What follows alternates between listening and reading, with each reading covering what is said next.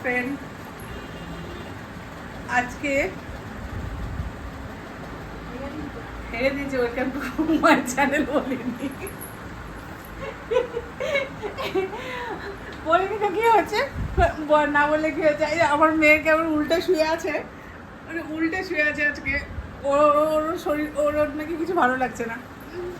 হেগে দিয়েছি কি হেগে দিয়েছি বলছিস কেন? কথাটা হেগে দিয়েছি, কথাটাই তো আসবে।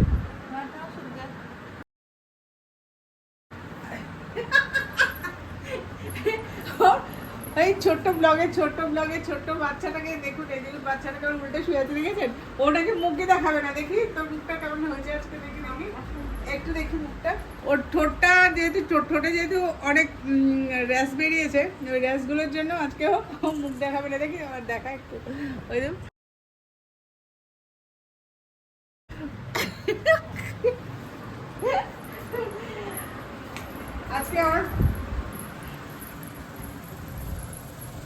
আজকে একটা নতুন রেসিপি নিয়ে এসেছে। সেটা হচ্ছে, নতুন নয়, সবাই করে খান, আমিও খাচ্ছি। আজকে এই কচুর শাক। এই কচুর শাক রান্না করতে হলে কি করতে হবে? প্রথমে কচুর শাকটাকে বাজার থেকে কিনে নিয়ে আসবেন, কাটবেন, ধোবেন, তারপর নুন আর লেবু দিয়ে সেদ্ধ করবেন। এই যে আমি সেদ্ধ করে রেখে দিয়েছি, সেদ্ধ করে জল ঝরিয়ে রেখেছি। এই কচু শাকটা রান্না করতে গেলে প্রথমে তেল দেবেন, তেলও দিয়েছি। এখন ফোড়ন কিছু দিতে হয়, সেই ফোড়নটার সময় ফোড়নে 5 ফোড়ন দিয়ে দেবো। 5 ফোড়ন দিলাম, লঙ্কা, হ্যাঁ লাগবে কাঁচা ছোলা দিয়ে কচুর শাক হবে।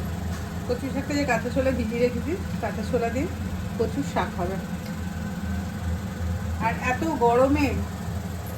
গরমে না আর কিছু অন্য কিছু ভালো লাগছে না। কি খাবো ঠিক করেছি, তো কি খাওয়া যাবে? কচুর শাক খাওয়াবো, এই জন্য কচুর শাক রান্না হবে আজ। এই কচু শাকে রসুন লাগবে, কুচিও দিতে পারেন, বাটাও দিতে পারেন। আমার বাটা আছে, আদা বাটা আছে, আদা, রসুন, আর আমি একটু পেঁয়াজ দিয়ে দিই। পেঁয়াজ আমি দিই, আপনারা নাও দিতে পারেন। আমি পেঁয়াজ দিয়ে একটু করবো, কুচিয়ে রেখেছি পেঁয়াজ কুচানো আছে। এই পেঁয়াজগুলো ভেজে দেব। এবার যেভাবে স্বাদ, যদি বেশি রিচ করতে চান তাহলে বেশি পেঁয়াজ দেবেন, যদি রিচ না করতে চান অল্প পেঁয়াজ দেবেন। এগুলো একটু লাল লাল হয়ে ভেজে দিয়ে রসুন দেবো। আপনাদের দেখিয়ে দিই আমি কীভাবে কচু শাক রান্না করি। এই কচু শাক খেতে খুব সুন্দর, খেতে খুব ভালোই লাগে, খারাপ লাগে না। তো আপনারা, আমি মশলাটা ভেজে নিই, পেঁয়াজ ভেজে নিই। তো আপনাদের একটা কথা, আমার চ্যানেল যদি ভালো লেগে থাকে আপনাদের, তাহলে শেয়ার করবেন, লাইক করবেন, কমেন্ট করবেন। আপনাদের সুন্দর সুন্দর কমেন্ট পড়ি, ভালো লাগে, আমি অ্যান্সারও দিই। তো আপনারা কমেন্ট করে জানাবেন কোন রান্না কেমন খেতে লাগছে। আর প্রচণ্ড গরম, এত গরমে হালকা হালকা খাবারই ভালো। কচু শাকটা খুব একটা ভারী খাবার না বা রিচ খাবার না, খেতে পারেন। আর নিশ্চয়ই ভীষণ দই টক সবাই খাচ্ছেন, টক জাতীয় খাবার খাচ্ছেন অবশ্যই নিশ্চয়ই।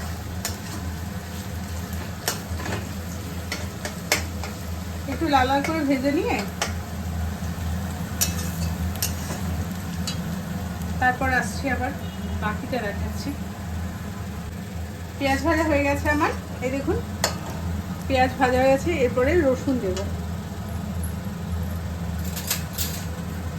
যা গরম বুঝতেই পারছেন, কেমন গরমে আমি ঘেমেছি, প্রচুর ঘাম। তরকারিতে লবণ লাগবে না, তরকারিতে লবণ লাগবে না। এই রসুনটা ভাজি, রসুনটা ভাজা হওয়ার পরে বাকি মশলা দেবো। রসুনটা একটু না জল ছিল আমার, ওই জন্য না এরকম, একটু রসুনটায় জল ছিল, জলটা একটু শুকিয়ে যাক।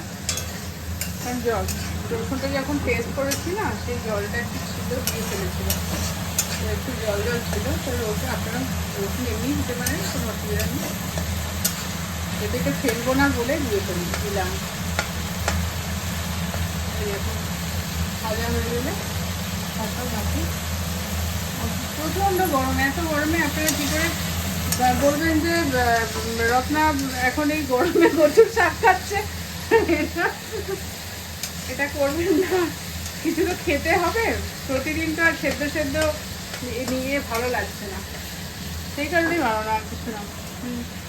আর এরপরে এই দেখুন রসুন ভাজা হয়ে গেছে, ভাজা হয়ে গেছে।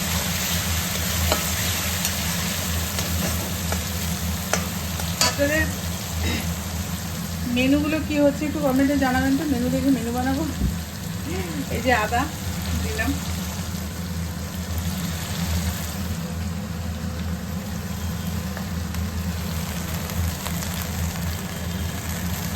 হলুদ দিলাম, জিরে দিলাম, ওটা ধনে দিলাম, এটা জিরে দিলাম,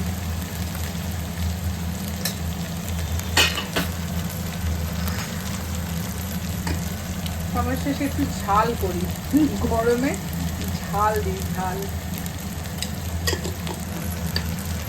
ঝাল লবণ ছাড়া কচুর শাক একটুও ভালো লাগবে না। লবণ আর ঝাল যদি ঠিক না হয় তাহলে কচুর শাকের কোনো টেস্ট হবে না।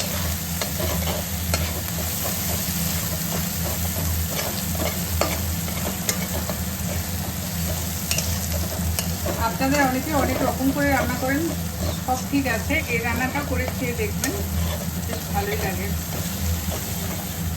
আর চ্যানেলটা যদি ভালো লেগে থাকে আপনাদের কাছে, আমার রিকোয়েস্ট আমার শেয়ার করবেন, লাইক করবেন, কমেন্ট করবেন। সুন্দর সুন্দর কমেন্ট করছেন, তার জন্য আপনাদের কাছে আমি কৃতজ্ঞ। আর আজকে যাদের জন্মদিন তাদেরকে শুভেচ্ছা, ভালোবাসা, তাদের সারা বছর সুন্দরভাবে কাটুক। আর আমার এই আজকে জন্মদিনে কচুর শাক না কিন্তু,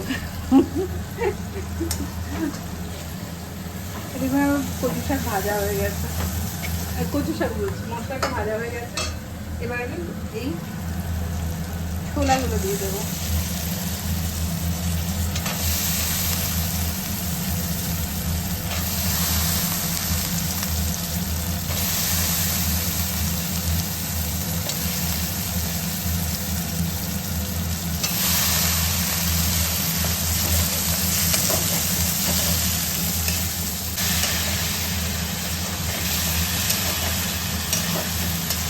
এর মধ্যে কাঁচা লঙ্কা দিতে হবে, কাঁচা লঙ্কা না দিলে কচুর শাকে কোনো স্বাদ পাবে না।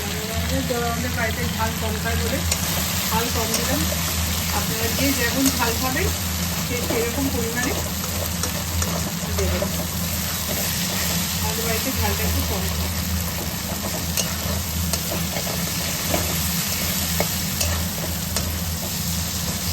এবার সবটাই কিন্তু কষা হয়ে গেছে। এবার দেখতে পাচ্ছেন একদম গন্ধ ছেড়ে গেছে মশলা। কচু শাক দিয়ে দিলাম, কচু শাক সেদ্ধ করে রেখেছিলাম, একদম সেদ্ধ হয়ে গেছে। শাকটা ভীষণ ভালো, ফুটফুট করেনি একটু। আমি খেয়ে দেখিনি, আমি বলতে চাইছি শাকটা যখন ধোয়া হয় তখনই যদি কুচকুচ করার থাকে তখনই হাত চুলকায়, কিন্তু এটা যখন ধুয়েছি তখন একটু হাত চুলকায়নি, সেই কারণেই বললাম যে শাকটা একটু চুলকাবে না। আর যেহেতু লেবু দিয়ে সেদ্ধ করা আছে তো কোনো কি হবে না।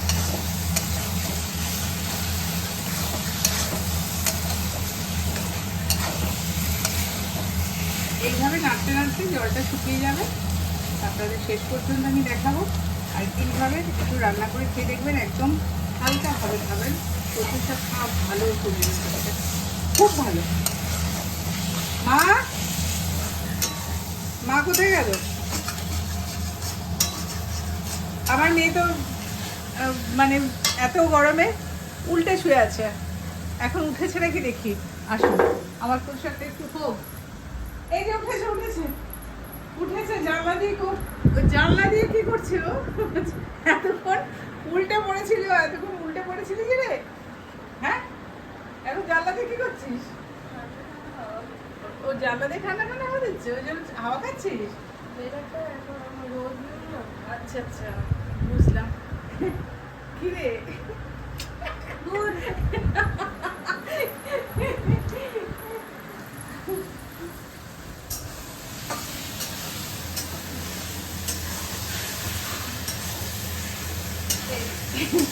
ওর ঠোঁটে যে র্যাশ বেরিয়েছে, র্যাশের জন্য ক্যামেরার সামনে আসতে চাইছে না, প্রচন্ড পরিমাণে কষ্ট পাচ্ছেন, ব্যথা হয়েছে, এই গরমের জন্যই হয়েছে ওটা।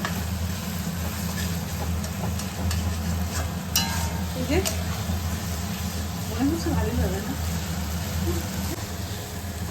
এই কচুর শাকে শেষ করবো।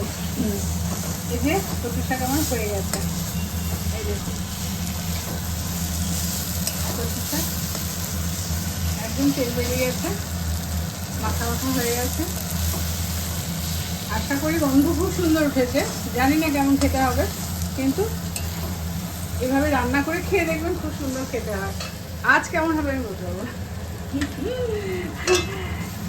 এবার এটাকে নামাবো, এটাকে এবার নামাবো। এই তেল বেরিয়ে গেছে,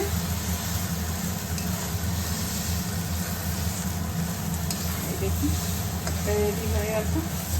এর সঙ্গে আপনারা নারকেলও অ্যাড করতে পারেন, নারকেল যদি ভালোবাসেন কেউ নারকেল দিয়েও করতে পারেন, ছোলা নারকেল দিয়েও হয়, নারকেল দিয়েও এটা করতে পারেন, কোনো অসুবিধা নেই। কিন্তু আমি নারকেল আজ দিইনি, গরমের মধ্যে বলে নারকেলটা আমি দিইনি।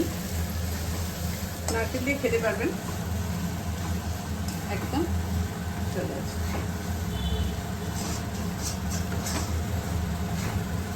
কচু শাক হয়ে গেছে। আর এই গরমের মধ্যে কচু শাক রান্না করছি বলে কি আপনারা ভাবছেন যে আমি এই গরমে এই উল্টো পাল্টা রান্না করছি? উল্টো পাল্টা না, গরমে সবসময় এই কটা দিনই এত হালকা হালকা খাবার খাওয়া হয়েছে, তারপরে দেখুন একটু মুখটা চেঞ্জ করতে হবে, তাহলে দেখি একটু কচু শাক রান্না করি। সেই জন্য আজকে এই কচু শাকের রেসিপিটা করেছি, আপনাদের সঙ্গে শেয়ার করলাম। আর আপনাদের শেয়ার করার কারণ হচ্ছে আপনারাও একটু মুখ পাল্টাতে পারবেন, কচু শাক কোনো ক্ষতি করবে না। আর আপনাদের একটা কথাই বলি যে আমি যে রেসিপিগুলো দিই সেগুলো করে খেয়ে দেখবেন, খুব হালকা এবং মশলা খুব কম পরিমাণেই দিই, খেতে সত্যি খুব সুন্দর হয়, খেয়ে দেখবেন ভালোই লাগবে। আর আমার রেসিপিতে যদি ভালো লেগে থাকে আপনারা অবশ্যই আমাকে শেয়ার করবেন, লাইক করবেন, কমেন্ট করবেন, আর অবশ্যই এইভাবে কচু শাক রান্না করে খেয়ে দেখবেন, তারপর কমেন্টে জানাবেন কেমন হয়েছিল। ওকে, বাই।